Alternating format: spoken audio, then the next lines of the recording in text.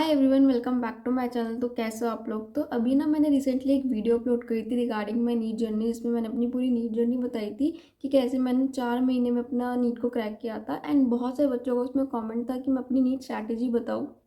तो आज मैं आप लोगों के साथ अपनी पूरी नीट स्ट्रैटेजी शेयर करूँगी, जिससे मुझे काफ़ी हेल्प मिली थी और मैं अपना नीट जो है 4 महीने में क्रैक कर पाई थी। एंड आई एम श्योर अगर आप लोग भी सेम स्ट्रैटेजी फॉलो करोगे तो आप भी कर सकते हो। अभी आप लोगों के पास अराउंड 5.5 मंथ्स का टाइम बचा है। तो अगर आप लोग सेम स्ट्रैटेजी फॉलो करते हो, जो जो गलतियां मैं बता रही हूँ वो अवॉइड करोगे, सब कुछ वैसा ही करोगे, तो डेफिनेटली आप भी क्रैक कर सकते हो अपना ड्रीम मेडिकल कॉलेज। और सबसे इम्पॉर्टेंट, मैंने अपने टाइम पे सेल्फ स्टडी करी थी। तो जितने भी बच्चे अभी सेल्फ स्टडी कर रहे हैं और उन्हें ये डाउट हो रहा है कि हमारा सिलेक्शन पता नहीं होगा भी या नहीं होगा क्योंकि हमने कोई बैच नहीं ले रखा, हमने कोई कोचिंग नहीं ले रखी, तो आप लोगों के लिए तो ये वीडियो बहुत ज़्यादा यूज़फुल होने वाली है, क्योंकि यहाँ पे मैं आपको सब कुछ बताऊंगी कि आप कैसे कर सकते हो। अगर आप लोग सेल्फ स्टडी करो, वो सारे रिसोर्सेज बताऊंगी जो आप लोग यूज़ कर सकते हो। एंड वो सारे रिसोर्सेज आपको फ्री ऑफ कॉस्ट अवेलेबल मिल जाएंगे मेरे पर्सनल टेलीग्राम चैनल पे, जिसका लिंक आपको डिस्क्रिप्शन में मिल जाएगा। आप वहाँ से जाके ज्वाइन कर सकते हो फटाफट। So now let's start the video. देखो, अगर आप लोग अपनी प्रिपरेशन अभी स्टार्ट कर रहे हो ना नीट के, तो सबसे पहला डाउट जो आप लोगों को आ रहा होगा वो ये होगा कि हम अपना सिलेबस कंप्लीट कब तक करें, कैसे करें, कैसे हमें सिलेबस कंप्लीट करना है, क्या प्लान बनाए, क्या करना चाहिए। मुझे भी सेम आ रहा था।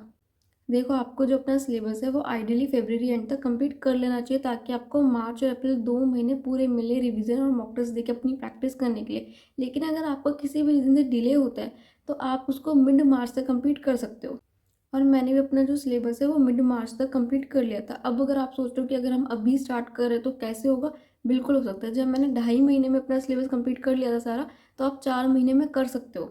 बात ये आती है कि आप करते कैसे हो। फॉर एग्जाम्पल, जब मैंने स्टार्ट किया था तो मैंने कोई भी प्लानर नहीं बनाया था, बिकॉज मुझे ये चीज़ बहुत ज़्यादा क्लियर थी कि मैं ऑलरेडी बहुत लेट स्टार्ट कर रही हूँ।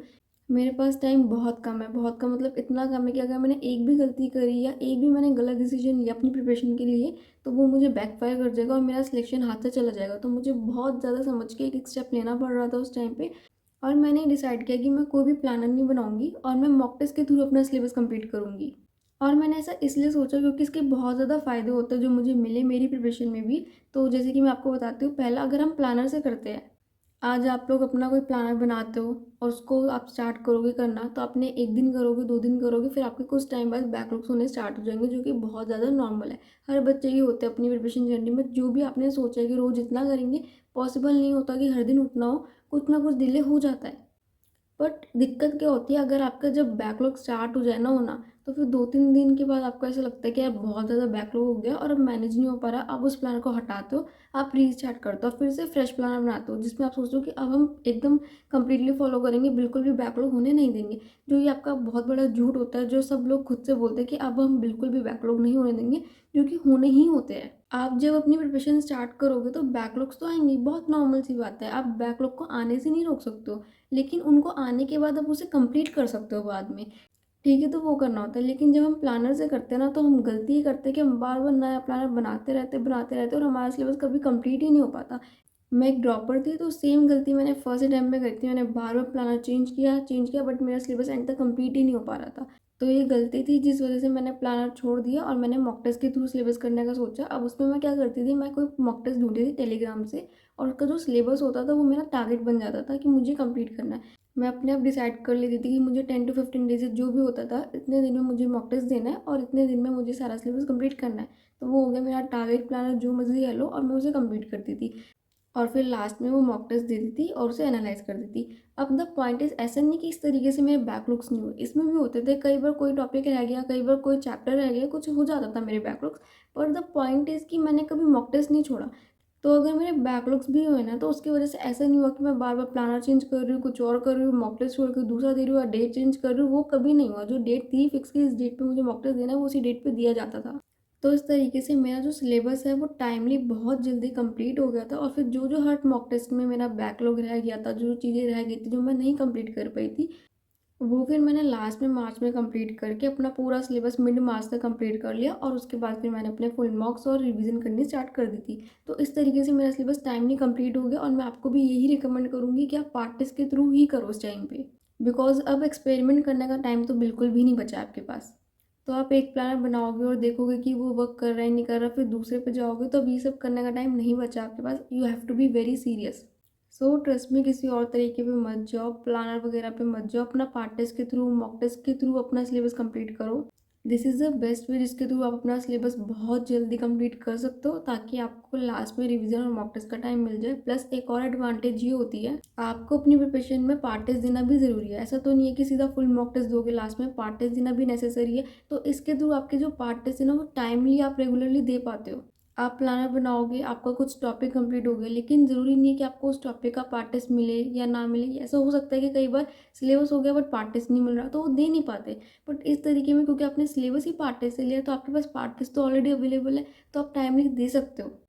तो सबसे अच्छी बात ये है कि आपको रेगुलरली पार्ट टेस्ट मिलता है, जिससे आप अपनी प्रिपरेशन को एनालाइज कर सकते हो, चेक कर सकते हो, और आपकी पार्ट टेस्ट की जो प्रैक्टिस है वो भी हो जाती है। तो इसके थ्रू करोगे तो सबसे बेस्ट है, कोई दिक्कत नहीं आने वाली। अब जो बच्चे सेल्फ स्टडी कर रहे हैं, या फिर वो बच्चे जिन्होंने कोई भी टेस्ट सीरीज अभी ज्वाइन नहीं करी और उन्हें डाउट आ रहा है कि हम कहाँ से टेस्ट दें, कहाँ से पार्ट टेस्ट लें, तो आपको मेरे टेलीग्राम चैनल पर बहुत सारे मॉक टेस्ट मिल जाएंगे अपलोडेड।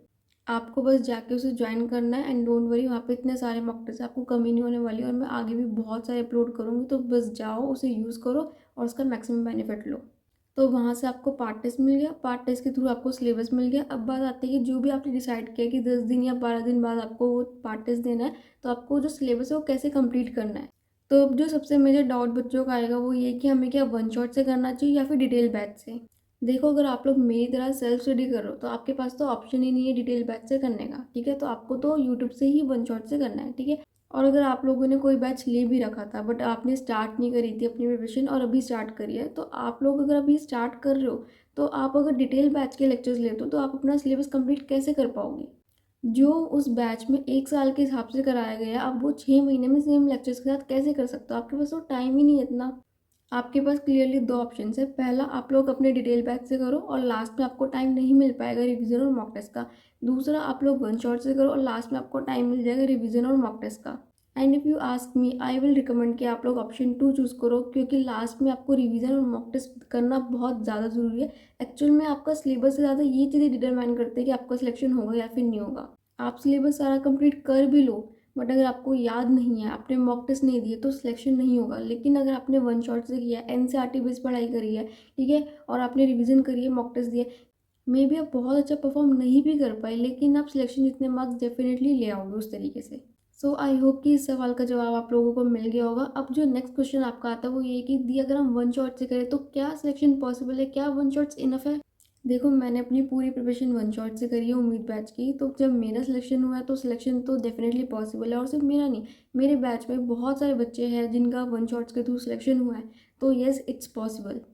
बट अगर आप सोचो कि अगर वन शॉट से सिलेक्शन पॉसिबल है, तो क्या हमें डिटेल बैच की ज़रूरत नहीं है, फिर क्यों बच्चे डिटेल बैच से करते हैं, तो वो वेस्ट है। ऐसा नहीं है, देखो फ़र्क तो है दोनों में, but now it's depend on you कि आप उस फ़र्क को फ़र्क रहने देते हो या फिर नहीं। मतलब जो फ़र्क है ना, वो आप कवर अप कर सकते हो। अगर आप उस गैप को बिल्ड कर देते हो, भर देते हो मेहनत करके, एफर्ट्स डाल के, तो डेफिनेटली वन शॉट से सिलेक्शन पॉसिबल है। वॉट आई मीन टू से, अगर आप सोच रहे हो कि खाली वन शॉट से सिलेक्शन हो जाएगा, तो वो पॉसिबल नहीं है। वन शॉट्स के साथ आपको कुछ और एफर्ट्स भी डालने पड़ेंगे, कुछ और भी करना पड़ेगा, देन आपका सिलेक्शन हो जाएगा। एंड अगर आप रेडी हो ना उस एक्स्ट्रा थिंग को करने के लिए, then one shot is enough for you. अगर आप सोचो कि खाली वन शॉट करनी है, खाली वही देखेंगे, उसी के क्वेश्चंस करेंगे, उसी पे रिलाई रहेंगे, तो नहीं होगा। खाली वन शॉट को देख के नहीं होगा, आपको उसके साथ और भी क्वेश्चंस करने होंगे, और भी क्वेश्चन प्रैक्टिस करनी होगी। अगर आप वो करते हो तो वन शॉट इनफ है। एंड कैसे करनी है, क्या करनी है, सब कुछ मैं आपको आगे बताऊंगी वीडियो में। नाउ नेक्स्ट क्वेश्चन जो आपके मन में आ रहा होगा वो ये कि कहाँ की वन शॉट देखनी है। यूट्यूब पे सर्च करेंगे तो बहुत सारी वन शॉट्स आ जाती है, कौन सी इनफ है, कहाँ से देखें। तो ये देखो, सबका अपना अपना चॉइस होती है। मैंने अपने टाइम पे उम्मीद बैच की देखी है, तो मैं आपको ये बोल सकती हूँ कि उम्मीद बैच की और प्रचंड बैच की ये इनफ है। यहाँ पे मुझे पता है कि एकदम इनफ कंटेंट है। आप यहाँ से देखोगे तो आपको कंटेंट की कोई दिक्कत नहीं होगी, जितनी भी एनसीईआरटी सब कुछ अच्छे से कराई गई है, तो आप यहाँ से देख सकते हो, कंटेंट एकदम इनफ है। और किसी वन शॉट का मैं बता नहीं सकती हूँ क्योंकि मैंने देखी नहीं है, बट जो मैंने देखी है तो वो तो एकदम इनफ है, तो आप उस पर भरोसा कर सकते हो। लेकिन अगर आपको कोई और वन शॉट मिलती है जहाँ पे सब कुछ करा रखा है और आपको समझ भी आ रहा है, तो डेफिनेटली आप उस पर भी जा सकते हो, ऐसी कोई बात नहीं है। वन शॉट को देखने के बाद जो नेक्स्ट डाउट आपके मन में आ रहा होगा कि क्या आदि हमें नोट्स बनाने हैं या नहीं बनाने। देखो, अगर ये सवाल आप मुझसे 1 साल पहले पूछते, लाइक आप अपनी स्टार्ट ऑफ प्रिपरेशन में पूछते, तो मेरा जवाब होता कि बना सकते हो, लेकिन अब तो मेरा जवाब है कि स्ट्रेट नो, बिल्कुल भी नहीं। क्योंकि अगर आप लोग नोट्स बनाने में लग जाओगे तो आप उसे बिल्कुल भी नहीं पढ़ पाओगे, और अगर आप पढ़ोगे नहीं तो आप एग्जाम में करके क्या होगे। तो इस टाइम पे आपकी प्रायोरिटी नोट्स को बनाने से ज़्यादा उसे पढ़ने में होनी चाहिए। क्योंकि मैंने भी अपने टाइम पे नोट्स नहीं बनाए थे, क्योंकि मुझे पता था टाइम बहुत कम है, अगर बनाऊँगी तो पढ़ नहीं पाऊँगी। तो इसलिए बिल्कुल भी नोट्स नहीं बनाने, मत बनाओ, टाइम को बचाओ जितना ज़्यादा बचा सकते हो। हार्ड वर्क के साथ साथ थोड़ा सा स्मार्ट वर्क भी करो अभी। अब अगला सवाल जो आ रहा होगा वो ये है कि अगर नोट्स बनाने नहीं है और पढ़ने हैं तो कहाँ से पढ़े। तो देखो, मैंने तो अपने टाइम पे बैच की पीडीएफ पढ़ी थी, मतलब जो लेक्चर मैंने लिया है उसी के नोट्स मैंने पीडीएफ से पढ़े थे। बट आपके लिए एक और ऑप्शन है, आप मेडिसी बुक से भी पढ़ सकते हो, जिसकी पीडीएफ आपको मेरे टेलीग्राम चैनल पे मिल जाएगी। आप वहाँ से जाके ले सकते हो तीनों सब्जेक्ट्स की, और वहाँ से उसे पढ़ सकते हो। वहाँ पे सारी एनसीईआरटी बहुत अच्छे से लिखी है, तो वो भी नोट्स के लिए बहुत अच्छा सोर्स है। नेक्स्ट चीज़ जो मैं रिकमेंड करूँगी आप लोगों को करने के लिए, वो है आपको अपनी फॉर्मूला शीट्स खुद की बनानी है और रिएक्शन शीट्स। बिकॉज क्या होता है, आप लोग अगर ये नहीं बनाओगे ना तो आपको ये याद नहीं होगी, और याद नहीं होंगे तो फिर आप क्वेश्चन नहीं सॉल्व कर पाओगे। फॉर्मूला शीट्स, रिएक्शन शीट्स, ये सब मैंने भी अपनी खुद की ही बनाई थी। बिकॉज अगर हम ये बनाते हैं ना तो हमें बहुत जल्दी याद हो जाते हैं सब कुछ, और अगर ये याद होगा तो 90% क्वेश्चन हमसे सॉल्व हो जाएंगे। क्योंकि ये हमें याद ही नहीं होता, इस वजह से क्वेश्चन भी सॉल्व नहीं हो पाते। तो ये बनाना बहुत ज़रूरी है, और ये आपको ऐसे प्रोक्रेस्टिनेट नहीं करना कि बाद में कर लेंगे, नहीं, लेक्चर के साथ साथ ही बनाना है। फॉर एग्जाम्पल, कोई भी अगर फिजिक्स का लेक्चर ले रहे हो तो जैसे ही कोई भी फॉर्मूला है आपको एक पेपर पे लिखना है, और लेक्चर के एंड तक आपकी फॉर्मूला शीट बन जानी चाहिए, और फिर आपको डेली उसे सुबह शाम रिवाइज करना है। और अगर आप ऐसा करोगे तो आपको बहुत जल्दी फॉर्मूला याद हो जाएंगे। तो इस तरीके से आपको करना है। नेक्स्ट आता है आपकी पीओक्यूज, जो आपको लास्ट 10 ईयर्स तक के करने हैं तीनों सब्जेक्ट्स में। तो उसके लिए भी आपको पीओक्यू की बुक की पीडीएफ आपको मेरे टेलीग्राम चैनल पे मिल जाएगी, वहाँ से जाके आप ले सकते हो, कर सकते हो। इसके बाद मैंने करी है क्वेश्चन प्रैक्टिस, जिसके लिए मैंने रेफर करा है पीडब्ल्यू एनसीईआरटी पंच बुक को। उसकी पीडीएफ आपको मेरे टेलीग्राम चैनल पे मिल जाएगी, वहाँ से आप ले लेना, तो उधर से आप कर लेना क्वेश्चन प्रैक्टिस। तो बायो में टाइम बचाने के लिए मैंने क्या किया था, जो क्वेश्चन मुझसे नहीं होते थे, for example assertion, reason, statement based, match the following, diagram based, ये वाले क्वेश्चन में मुझे दिक्कत होती थी, तो मैंने सिर्फ यही वाले क्वेश्चन करे थे। उस बुक में ना आपको एनसीईआरटी बेस्ड क्वेश्चंस मिलेंगे, टॉपिक वाइज मिलेंगे, और सारे डिफरेंट टाइप के मिलेंगे। तो इस चीज़ का एडवांटेज ये था कि मैं अपनी प्रिपरेशन को अपने हिसाब से कर पा रही थी। बायो में मुझे जिस टॉपिक में दिक्कत है उस टॉपिक के क्वेश्चंस कर लिए, और मॉक टेस्ट में जिस टाइप के क्वेश्चंस नहीं हो पा रहे उस टाइप की प्रैक्टिस कर ली। तो इस तरीके से मैंने टाइम बचाया था बायो में, और केमिस्ट्री में मैंने सारे करे थे ऑलमोस्ट। नेक्स्ट आती है फिजिक्स। फिजिक्स में मेरी अप्रोच थोड़ी सी डिफरेंट थी, क्योंकि फिजिक्स मेरा बहुत ज़्यादा वीक सब्जेक्ट है, एंड आई एम श्योर काफ़ी सारे बच्चों का होगा। तो आप लोग इस तरीके से करोगे तो आपको दिक्कत नहीं आएगी। आपको क्या करना है, वन शॉट लेने के बाद आपको डायरेक्टली क्वेश्चंस पे नहीं जाना है। You have to go and watch Tamanna ma'am की 7777 क्वेश्चन सीरीज, जहाँ पे उन्होंने डिफरेंट डिफरेंट बुक्स के नीट लेवल के क्वेश्चन करवा रखे हैं, पहले topic wise, then chapter wise, then unit wise, and then full marks. तो इसका एडवांटेज ये होता है कि हमने वन शॉट देखी, वन शॉट को देखने के बाद हमें कॉन्सेप्ट तो सारे समझ में आ गए, लेकिन जब हम मॉक टेस्ट करते हैं तो हमने ना ब्लैंक हो जाता है, हमें समझ नहीं आता कि कैसे अप्रोच करना है, क्या फॉर्मूला लगेगा, कैसे करना है, एप्लीकेशन बिल्कुल समझ नहीं आती। और ऐसा इसलिए होता है क्योंकि वन शॉट में कॉन्सेप्ट तो सारे कवर करवाए जाते हैं, लेकिन हर कॉन्सेप्ट के ऊपर क्वेश्चंस बहुत कम करवाए जाते हैं, क्योंकि टाइम कंस्ट्रेंट होता है। और इस वजह से हमें कॉन्सेप्ट तो समझ में आ जाएगा लेकिन उसकी एप्लीकेशन समझ नहीं आ पाएगी। और इस वजह से हमें कॉन्सेप्ट तो समझ में आ जाएगा लेकिन उसकी एप्लीकेशन समझ नहीं आ पाएगी। और इसलिए मैंने तमन्ना मैम की 7777 क्वेश्चन सीरीज को फॉलो किया था पूरा। वहाँ पे इतने सारे क्वेश्चन है कि जो क्वेश्चन वाली कमी थी ना वन शॉट में, कि कॉन्सेप्ट तो क्लियर हो गया लेकिन क्वेश्चन प्रैक्टिस ना होने की वजह से हमें क्वेश्चन सॉल्व करना नहीं आ पाया, वो वहाँ से आ जाएगा। वहाँ पे इतने सारे क्वेश्चन है कि आपको क्वेश्चन को कैसे अप्रोच करना है वो क्लियर हो जाएगा, और आपको उसे क्वेश्चन प्रैक्टिस की तरह करना है, लेक्चर की तरह बिल्कुल भी नहीं लेना। आपको पेपर पेन लेकर बैठना है, क्वेश्चन को आपको पहले खुद सॉल्व करना है, अगर सही है तो फिर आगे जाना है, नहीं तो आपको पहले सोल्यूशन देख के अपनी गलती देखनी और उसे इम्प्रूव करना, और आगे नहीं करनी है आपको। वन शॉट और ये सीरीज करने के बाद अब आप जाओ अपनी पीडब्ल्यू एनसीईआरटी पंच बुक पे, और फिर वहाँ से क्वेश्चन सॉल्व करो आप। और इनकेस अगर आपको सेम दिक्कत केमिस्ट्री में भी आई कि वन शॉट तो देख लिया, कॉन्सेप्ट समझ में आ गया लेकिन क्वेश्चन सॉल्व नहीं हो रहे, तो आप केमिस्ट्री में नितेश सर की रफ्तार सीरीज को फॉलो कर सकते हो इसी तरह से।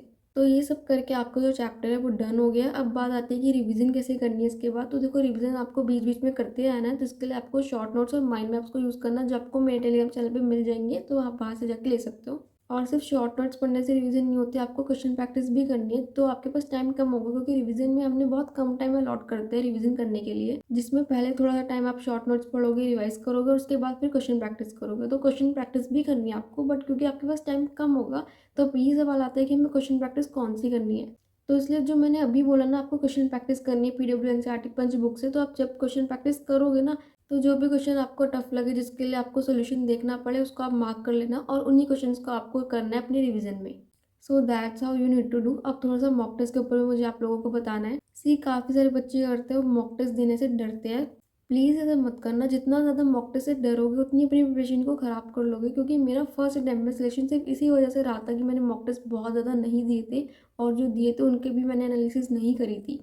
तो इसलिए रेगुलरली आपको भी पार्ट टेस्ट देना है और फिर फुल मॉक टेस्ट देना है एकदम डिसिप्लिन के साथ। और अगर आप लोग सोच रहे हो अपना सिलेबस जैसा मैंने बताया अभी कि आपको उससे करना है मॉक टेस्ट के थ्रू, तो आपको टाइमली जो डेट आपने डिसाइड करी है ना उसी डेट पे देना है। बिल्कुल भी आपको उसे आगे पीछे नहीं करना।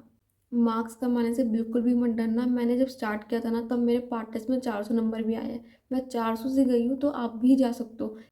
ऐसे मत डरो। अगर अभी डरोगे ना इन नंबरों से तो आगे कैसे जाओगे? इन सब नंबरों को फेस करके तो वो नंबर दिखेंगे। तो इसलिए ये आपका जर्नी का पार्ट है, इससे आपको डरना नहीं है, इसे आपको फेस करना है एकदम डट कर।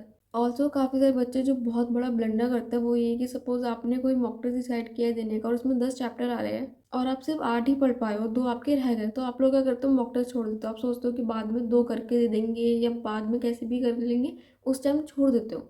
And this is the biggest mistake जो आप लोग करते हो। तो इसलिए अगर आप लोग अपना मॉक टेस्ट के थ्रू सिलेबस कंप्लीट करते हो और आपका 1-2 चैप्टर रह भी जाए तो स्टिल आपको मॉक टेस्ट देना है। उसके चक्कर में आपको मॉक टेस्ट नहीं छोड़ना।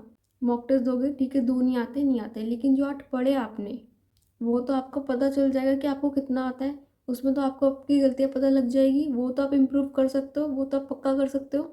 तो उन 2 चैप्टर्स के चक्कर में जो आपने पढ़े ही नहीं है, आप अपने जो पढ़ा है, आपने जितनी मेहनत करी है ना उस मॉक टेस्ट के लिए, आप उसे भी ख़राब कर देते हो, उसे भी बर्बाद कर देते हो एकदम।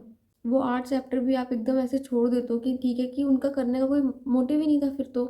नहीं दोगे तो जो नहीं आता वो तो नहीं आता, लेकिन जो आता है वो भी ख़राब हो जाएगा। तो इसलिए 2 जो करा एटलीस्ट वो तो पता लग जाएगा। जो नहीं आता वो तो नहीं आता, लेकिन जो आता है उसे क्यों छोड़ रहे हो अपना?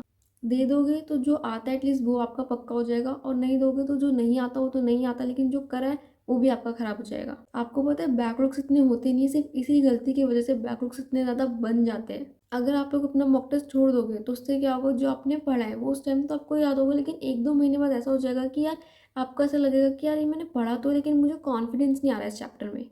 क्यों? क्योंकि आपने उसका मॉक टेस्ट नहीं दिया, आपने उसे देखकर नहीं देखा मॉक टेस्ट के आपसे क्वेश्चन सॉल्व हो रहे हैं नहीं हो रहे, आपसे कितने सही हो रहे हैं कितने गलत हो रहे हैं, आपको कॉन्फिडेंस आएगा ही नहीं।